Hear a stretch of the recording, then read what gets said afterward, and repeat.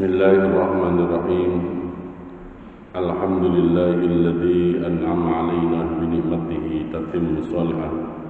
Asyhadu an la ilaha illallah wahdahu la syarika lah wa asyhadu anna sayyidana wa nabiyyana Muhammadan abduhu wa rasuluh. Allahumma shalli wa sallim wa barik ala sayyidina Muhammad wa ala alihi wa sahbihi wa man tabi'ahum bi ihsanin ila yaumil ma'ad, amma ba'd. Jamaah salat subuh rahimakumullah, bersama-sama mari kita lahirkan rasa syukur kita pada Allah Subhanahu wa taala. Karena tidak semua orang pagi ini dibangunkan kembali oleh Allah Subhanahu wa taala.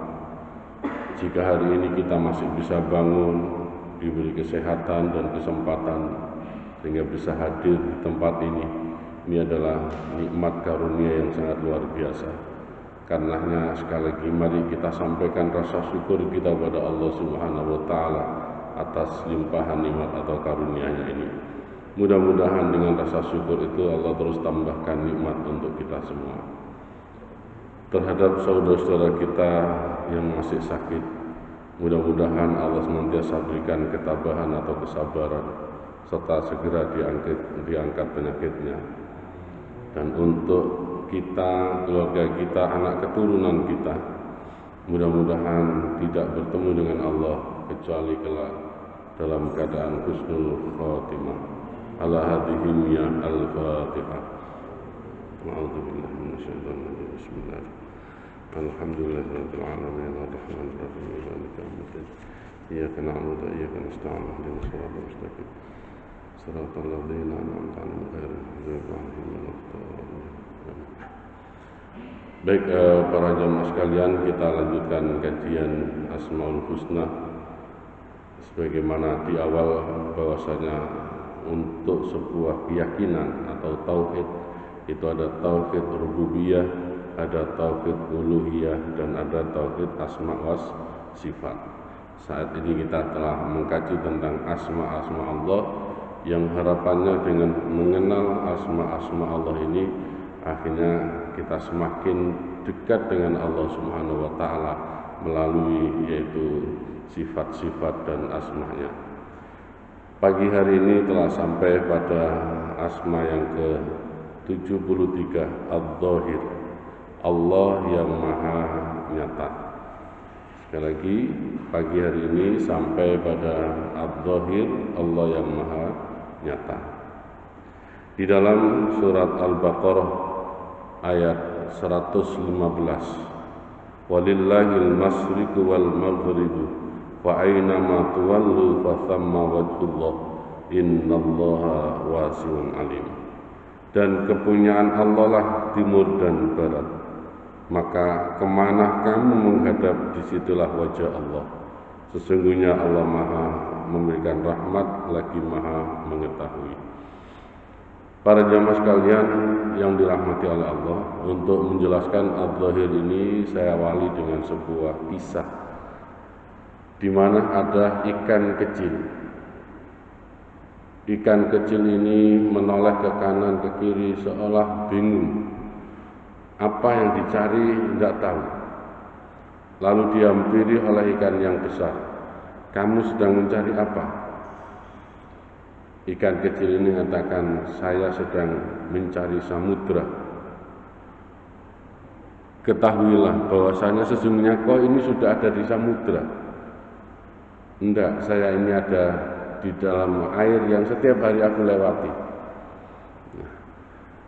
Dialog ikan kecil dan besar ini menggambarkan atau memberikan satu perumpamaan. Itulah perumpamaan orang yang mencari Tuhan karena tidak mengenalnya Tuhan, ya, dia terus mencari, tidak pernah berhenti. Padahal sebenarnya setiap saat, setiap dia menghadap, dia bertemu dengan Tuhan.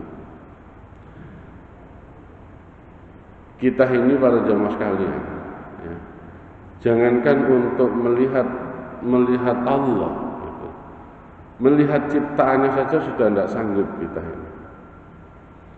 Karenanya ada orang lain mengatakan begini, Islam itu tidak real, tidak nyata.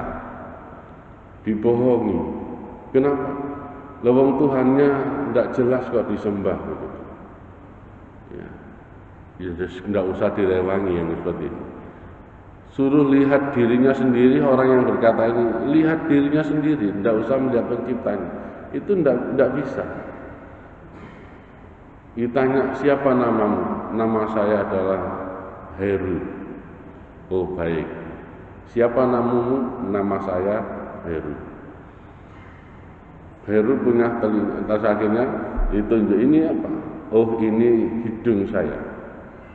Ini telinga saya. Ini adalah tangan saya. Kalau itu yang ini kepala saya. Baik, saya ingin tanya. Terus saya itu di mana sekarang? Sudah bingung, sudah.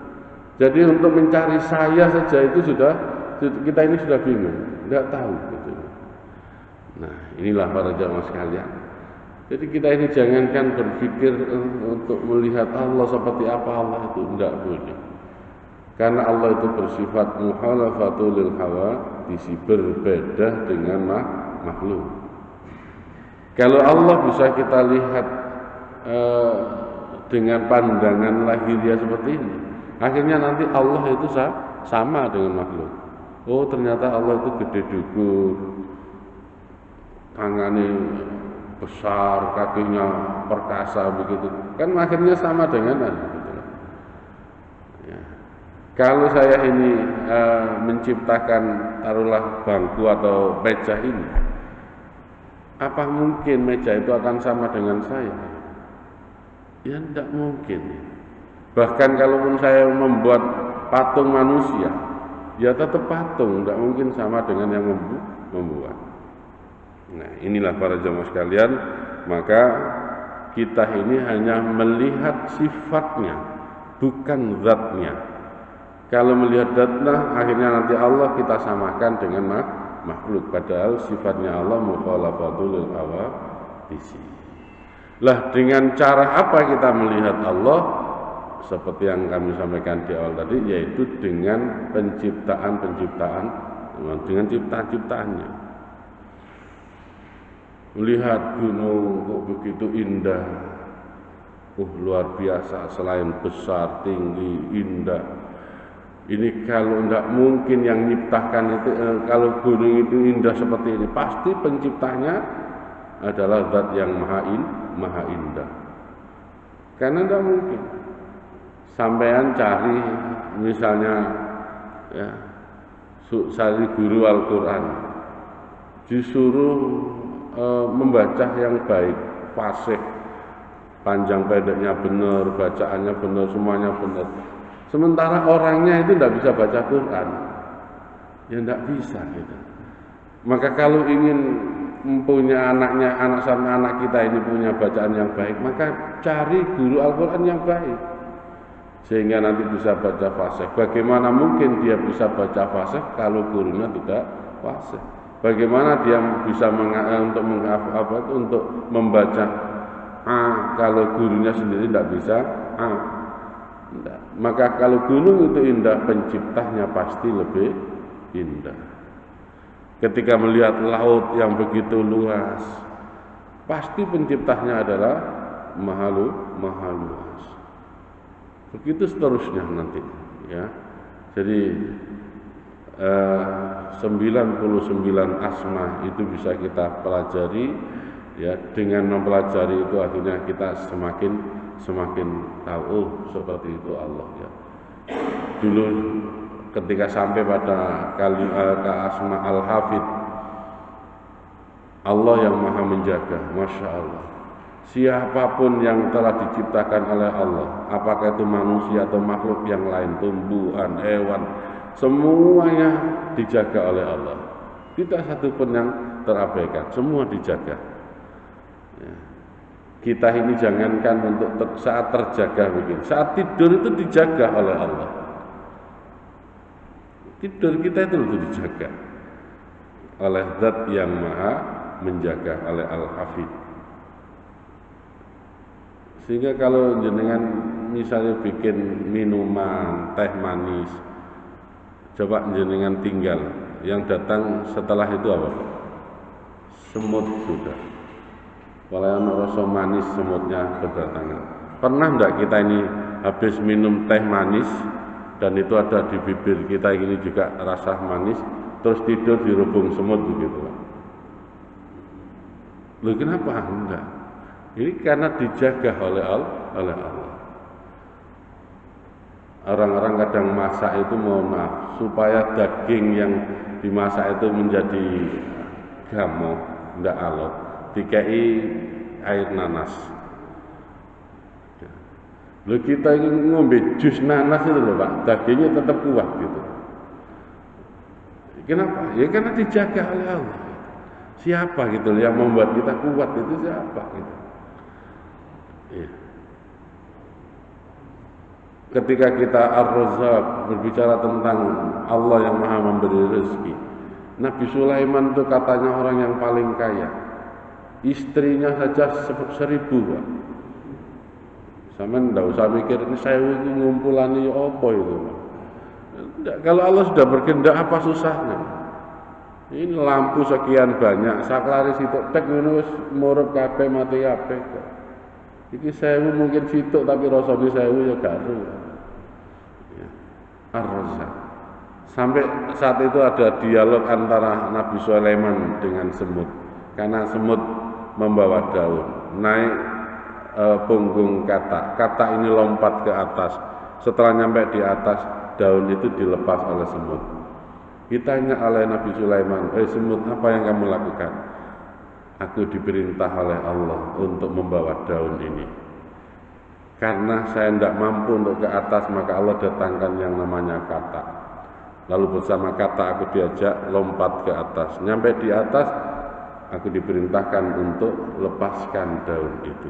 Kenapa? Karena di atas itu ada batu yang terbelah dan di belahan batu itu ada ulat yang jatuh di tengah-tengah yang sudah tidak mampu untuk bergerak sama sekali. Ya, coba, ulat yang sudah tidak mampu sama sekali, rezekinya masih dikirim oleh Allah. Sehingga ketika kisah ini sampai pada Rasulullah, beliau katakan pada para sahabat, wahai para sahabatku, jika ulat yang sudah tidak berdaya sama sekali, rezekinya masih dikirim oleh Allah, kenapa kalian takut terhadap urusan rezeki yang sudah Allah jaminkan? Nah, Allah subhanallah, lihat dari ciptaannya. Katanya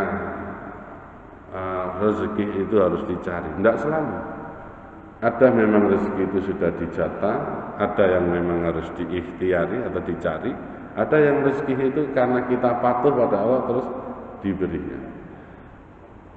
Coba yang dijatah, kalau sudah dijatah rezekinya, tidak perlu kerja kok. Anak-anak kita yang SD itu ada yang kerja enggak?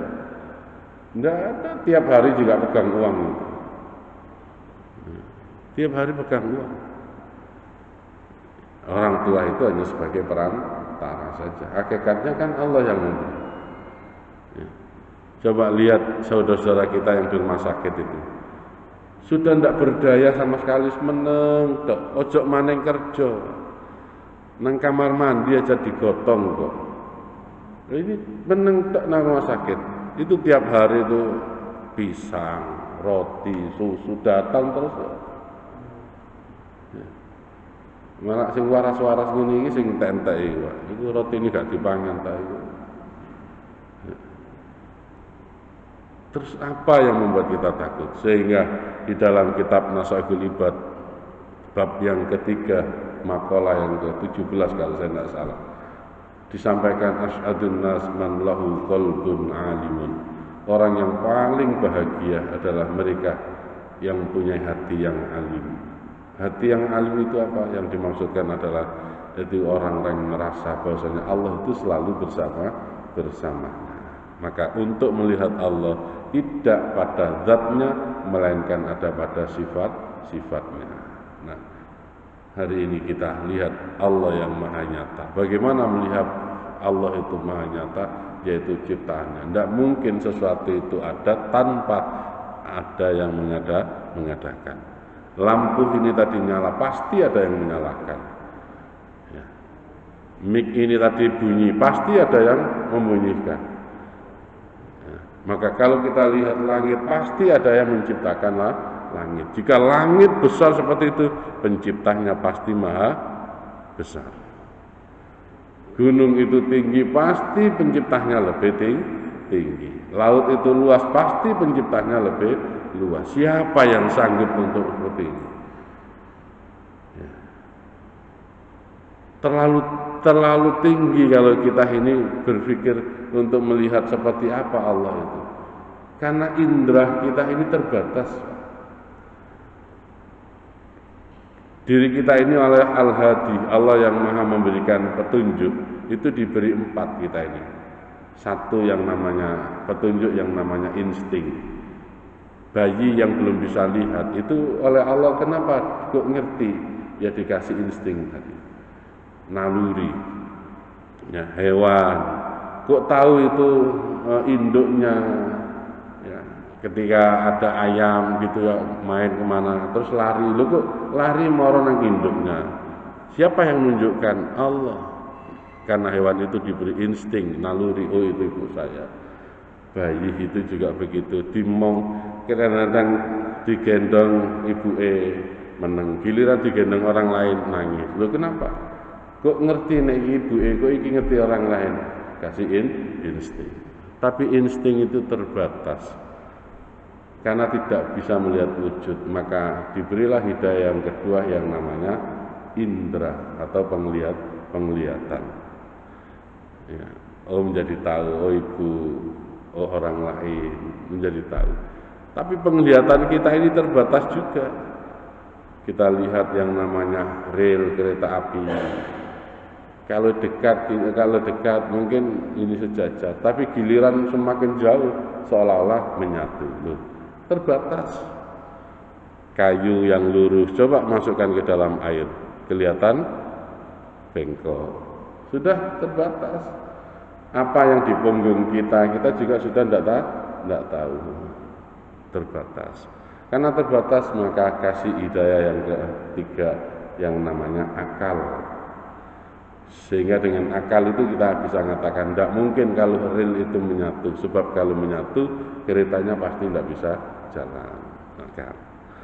Nah akal manusia ini juga terbatas, maka diberilah yaitu yang namanya agama. Maka melihat Allah itu tidak dengan akal, tidak dengan mata, tidak dengan insting, tapi dengan agama. Bahwasanya Allah Maha Kuasa, Allah Maha. Kalau misalnya ada wanita yang sudah tua, umur 100 lebih, yang laki-laki suaminya juga sudah tua, kalau menurut akal kita masih mungkin tidak orang ini bisa hamil? Akal kita kira-kira normal bisa mengatakan, oh ini sudah nenek-nenek, kakek-kakek, jalan juga sudah tidak kuat, rambutnya sudah penuh dengan uban, perempuannya selain wis tua seperti itu juga ternyata dikatakan mandul begitu, kira-kira akal kita masih mungkin tidak akan orang itu bisa hamil? Tidak mungkin. Tapi Allah yang Maha Kuasa berkehendak sesuatu yang tidak mungkin menjadi mungkin, yaitu kisahnya Nabi Zakaria. Ya kan? Itu kan sudah tua, kata Nabi Zakaria, bagaimana kami akan punya keturunan wahai Jibril, wong saya ini tulang saya sudah lemah, rambut saya sudah uban, demikian pula istri saya, selain semua itu sudah tua, istri saya itu adalah akir. Akir itu kalau dalam tafsir ya, dikatakan tidak ada rahim, tidak sekedar mandul, rahimnya tidak ada. Ternyata bisa hamil kalau Allah sudah berkuasa. Siapa namanya istri Nabi Zakaria, Pak? Bu Zakaria. Siapa? Bu Zakaria. Itu bisa hamil. Oh, Nabi Zakaria itu, Nabi Yahya lahir karena masih ada suami istri, ada Nabi Zakaria. Coba lihat Nabi Isa. Nah, itu apa lu hebat mana? Tidak ada suami dan tidak ada satupun laki-laki yang menyentuh Maryam. Tidak ada. Makanya ketika dikabari, wahai Maryam, kau akan hamil, kau akan punya anak. Ya. Yang anak itu zakiyun, cerdas. Kata Maryam, bagaimana mungkin saya punya anak? Wong saya tidak punya suami, bahkan saya ini bukan penzina, tidak pernah disentuh oleh laki-laki. Kata Jibril, hayyin, kecil, gampang. Ya, jangankan Isa nanti lahir tanpa ayah. Coba lihat Nabi Adam, gak ono ayah, gak ono ibu, lahir kok.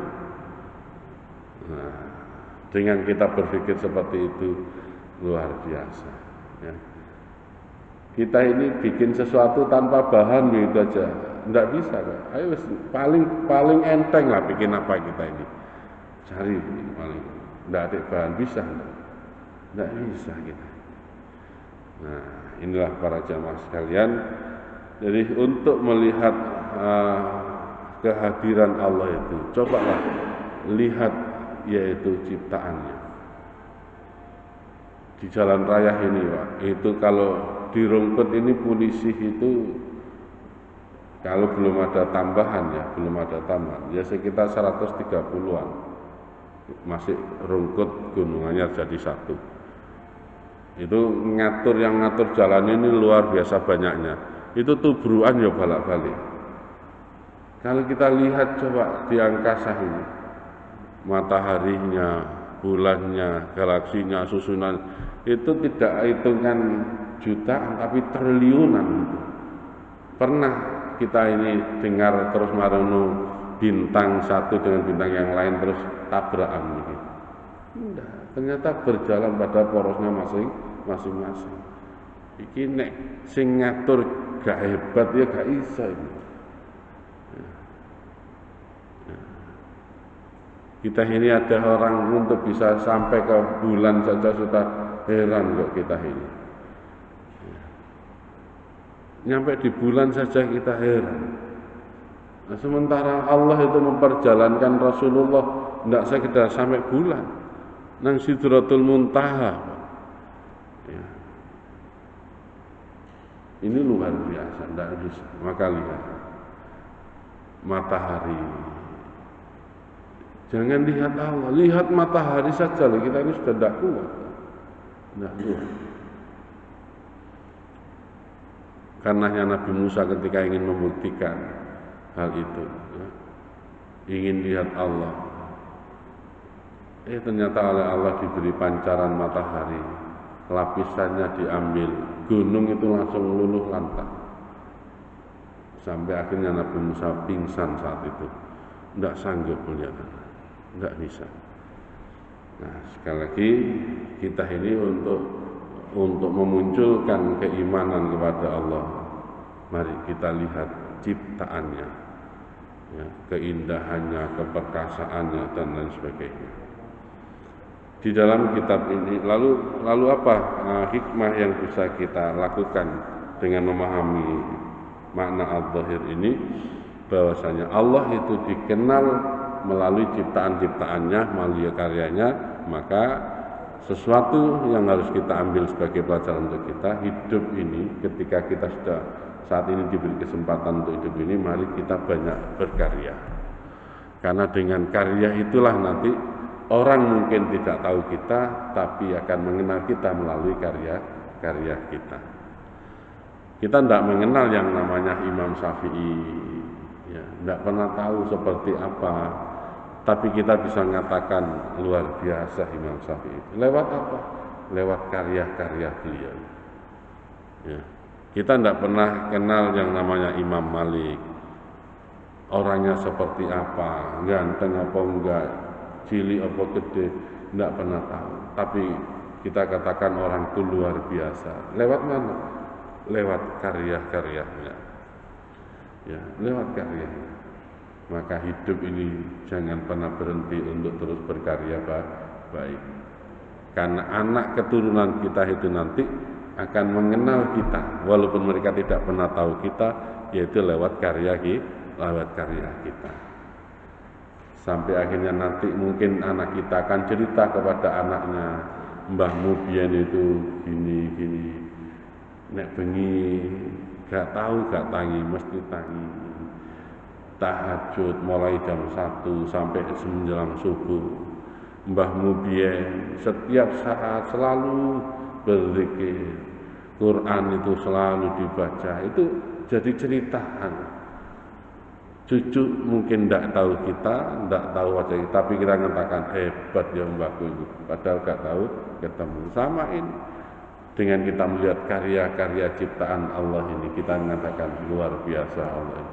Maha sempurna Allah ini. Ini sesuatu yang harus kita. Ada sebuah kejadian ya, di dalam kitab ini dua orang, karena satu ada musibah besar yaitu tabrakan ya, terus satunya meninggal, tinggal satu, yang satu ini hidup tapi semuanya serba terbatas sampai kakinya ini harus diamputasi. Tapi seorang ini mengatakan sama ayahnya, ayah minta tolong jangan diamputasi. Saya masih berharap kaki saya nanti masih berfungsi. Baik, akhirnya dibiarkan sama orang tuanya. Sambil ditelateni, diurut. Ya, waktu itu dia masih usia 8 tahun. Diurut, sampai suatu ketika dia ingin belajar untuk berjalan. Dia yakin saya nanti pasti akan kuat. Untuk membuktikan kuat, dia akhirnya lari. Ya, dia lari. Setiap ada kesempatan, nang kamar mandi lari, nang sekolah lari, ambil makanan lari.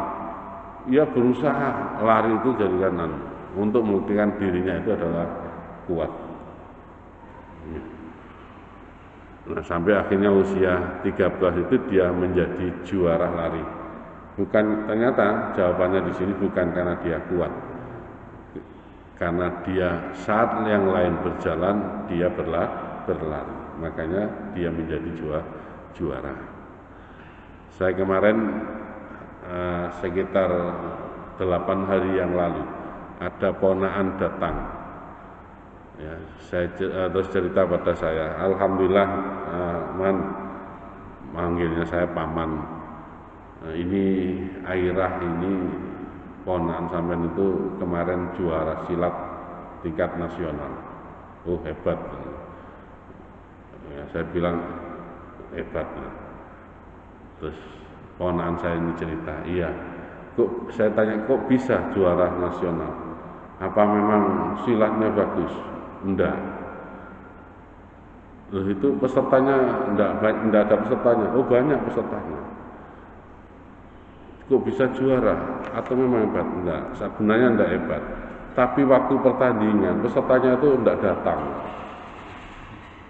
Jadi waktu awal ya itu musuh Semarang berhalangan datang. Nanti di berikutnya enggak datang. Sampai final gak teko. Akhirnya ya tunggal jadi juara. Jadi ternyata dia juara bukan karena hebat, tapi karena yang lainnya tidak datang, dia datang sendiri. Ini juga begitu, bukan karena dia kuat, dia bukan kuat lari, yang lain berjalan dialah lari sehingga jadi juara. Nah, kita kalau ingin menjadi juara juga demikian. Yang lain tidak mikir, kita mau mikir. Ya. Insya Allah nanti apa yang kita lakukan hari ini besok akan kita nikmati hasilnya. Jangan pernah berhenti untuk berkarya, terlebih-lebih karya untuk akhirat kita. Yang lain nang masjid nggak duit, awak dewe nggak duit. Yang lain datangnya pas adzan subuh, ya kita ternyata 1 jam sebelum subuh sudah di masjid, iktikaf, tahajud, baca Quran. Nanti pasti akan karya-karya ini nanti akan dikenang orang. Ya.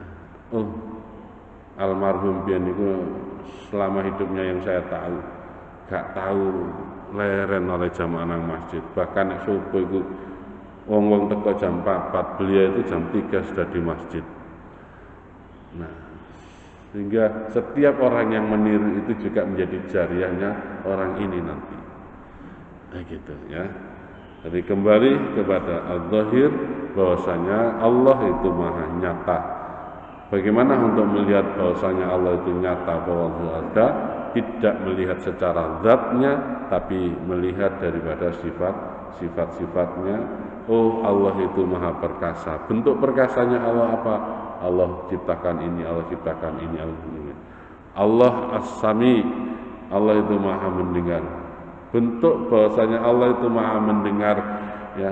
Kalau dulu kita ini kepingin ngomong ambek dulur ndak ngene, misalnya nang desa, kita harus ke sana. Sekarang enggak perlu ke sana. Cukup pencet nomor sudah bisa omong-omongan yang di Semarang, yang di Jakarta dan sebagainya. Ya. Jadi sudah ini adalah luar biasa. Dulu kalau kita ini ketika ada peristiwa Isra Mi'raj di mana Nabi hijrah hanya semalam, ya, Masjidil Haram ke Masjidil Aqsa ke Sidratul Muntaha. Sidratul Muntaha itu di atas langit yang ketujuh. Kalau orang itu dari menuju ke Sidratul Muntaha, jangan manusia, malaikat itu butuh waktu 50.000 tahun. Nah, Rasul itu hanya semalam saja. Kok bisa? Iya, karena Rasul tidak jalan sendiri, melainkan diperjalankan. Ya bisa. Jam ini, Pak, itu kalau jalan sendiri 1 jam butuh waktu 60 menit. 1 menit butuh 60 detik. Tek tek tek tek tek sampai 60 berarti 1 menit. Iku nek jami melaku dhewe. Tapi nek jami sampean lakokno diputer itu 1 menit, 1 detik saja, itu sisok pirang-pirang jam itu, Pak. Ya. Semut itu nek melaku dhewe Surabaya Jakarta 5 dina sak minggu, sak wulan durung karan nyuntut. Tapi nek dilakokno, Pak, semut sampean tumpakno digawa nang tas sampean katut nek ngono. Nang Jakarta, terus sampean balik maneh. Ya, budal mule nyek 2 jam ya. Cerita nang konco, aku mang teko Jakarta, jare konco mbela gak percaya lho. Kok iso awakmu mek 2 jam wis teko Jakarta balik maneh nang Surabaya. Lah katut tase wong-wong iku. Ya. Apa susahnya begitu kalau begitu, ya? Maka Rasul karena diperjalankan, tidak jalan dengan sendirinya, ya cepat saja. Nah, ini lihat, oh Allah Maha Kuasa. Oh, dengan kuasa. Apa buktinya itu? Iki wis tuwa sing duwe anak, iki gak ono suami duwe anak, iki gak ono suami karo istri duwe anak. Bentuk keperkasaan Allah. Maka kalau kita simpulkan di dunia ini tidak ada sesuatu yang tidak mungkin. Maka jangan berkecil hati. Ya, jangan berkecil hati. Kondisi kita seperti apa? Apakah bisa berubah lebih baik? Insya Allah bisa. Bergantung kita mau melakukan atau tidak. Maka untuk mempelajari al-zahir, sekali lagi hal teladan yang bisa kita ikuti, jangan pernah berhenti untuk berkarya. Ulama-ulama, ya, yang kita kenal sekarang, yang disebut-sebut sekarang, itu karena beliau punya karya-karya. Ya. Kita juga demikian. Kalau ingin nanti diingat oleh generasi-generasi berikutnya, tidak ada pilihan lain kecuali berkarya. Ya. Sudah berapa tahun ini Imam Syafi'i meninggalkan kita semua, tapi nama beliau masih tidak asing di telinga kita. Di mana-mana orang menyebutnya. Setiap baca hadis, oh menurut Imam Syafi'i, sampai seperti itu karena karyanya. Ya, karyanya. Kalau manusia saja bisa dilihat tanpa harus ketemu lewat karya-karya tadi, apalagi Allah yang semua ini tidak akan pernah terjadi kecuali atas izin Allah. Harusnya kita lebih yakin terhadap Allah yang segala-galanya. Nah, para jamaah sekalian yang dirahmati oleh Allah, ini pelajaran pagi yang kami sampaikan pagi hari ini. yaitu Allah Az-Zahir, Allah yang maha nyata. Bukti nyatanya Allah itu ada di mana-mana. Kita menghadap ke barat ada Allah, lihat ke timur ada Allah, ke kanan, ke kiri, semuanya ada Allah. Mana bentuk nyatanya Allah? Yaitu kita lihat pada ciptaannya. Ya, itu wujud bahwasanya Allah itu ada. Karena tidak mungkin sesuatu itu ada tanpa ada yang mengadakan. Tidak mungkin laut yang menciptakan laut itu kecil kalau ternyata laut itu besar. Kalau laut itu besar, yang menciptakan pasti lebih besar. Kalau gunung itu tinggi, yang menciptakan pasti lebih tinggi. Kalau dunia alam seisinya ini adalah besar, penciptanya pasti maha besar juga, dan seterusnya. Ya. Mudah-mudahan ya, dengan izin Allah, dan kita selalu meminta serta ikhtiar maksimal untuk terus berkarya mumpung kita masih diberi kesempatan karena itu. Dan di sesi akhir ini saya minta barokah Fatihah untuk beliau ya, pimpinan kita yang telah meninggalkan kita lebih dahulu, yaitu Bapak Haji Taufik. Mudah-mudahan semua amal baik beliau diterima oleh Allah Subhanahu wa taala dan dimaafkan jika ada salah atau khilafnya. Bisyafaati Rasulullah. Al-Fatihah.